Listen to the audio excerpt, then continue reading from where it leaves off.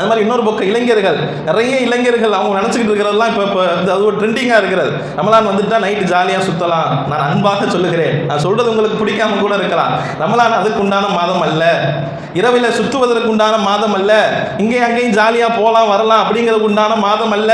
அன்போடு கேட்டுக்கொள்கிறேன், தயவு செய்து ரமலானை வீணாக்காதீர்கள். இரவில் தொழுகிறீங்களா, இருக்கீங்களா, வீட்டுக்கு போயிருங்க, ரெஸ்ட் எடுங்க. சுற்றுவதற்குண்டான மாதம் கிடையாது ரமலான்.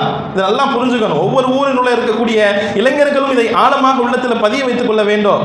நாம் வாழ்கிற காலம் ரொம்ப மோசமான ஒரு காலத்தில் வாழ்ந்து கொண்டிருக்கிறோம். அதுக்கு நம்ம தேவையில்லாத வேலைகள்லாம் தவிர்த்துக்கிறது ரொம்ப நல்லது. அதில் ஒன்று தான் இரவு நேரத்தில் அங்கே எங்கேயும் சுற்றுறது அப்படிங்கிறது. அது நமக்கு தேவையில்லாத வேலை. இப்போ பொறுத்தவரை நம்ம ரமலான் மாதம் நமக்கு கொடுத்துருக்குது, நம்ம பாக்கியமாக அதை கருதி அதை விளங்கி அந்த மாதத்தில் எப்படியாவது இறை பொருத்தத்தை நான் பெற்று நரகத்தை விட்டு பாதுகாத்து சொர்க்கத்தில் நுழைய வைக்கின்ற அந்த சிந்தனை தான் ரமலானில் இருக்க வேண்டுமே தவிர, இது போக ரமலானில் நான் கடை தெருவிலோ இரவில் சுற்றுவதற்கோ நான் நேரத்தை அதிகமாக செலவிடுவேன் என்று சொன்னால் பின்னால் வருத்தப்படுவோம். அல்லாஹ் குர்ஆன்ல சொல்லுகிறான் அல்லவா, வலவு தரா இதில் முஜ்ரிமூன நாகிசு ரூஸிஹிம், நாளை மறுமையில குற்றவாளிகள் சிலர் தலை குனிந்து அல்லாஹ்விடத்தில் சொல்வார்களாம், ரப்பனா அபுஸர்னா வ சமீஅனா, என்னுடைய இரட்சகனே நாங்கள் இப்ப எல்லாத்தையும் பார்த்துட்டோம், எல்லாத்தையும் கேட்டுட்டோம், ஃபர்ஜிஅனா நஅமல் சாலிஹா, எங்களை திரும்ப அனுப்பு, நாங்கள் போய் அமல் செஞ்சுட்டு வரோம் அப்படின்னு கேட்டா ஏதாவது கிடைக்குமா? இருக்கிறப்பே பயன்படுத்திக்கங்க.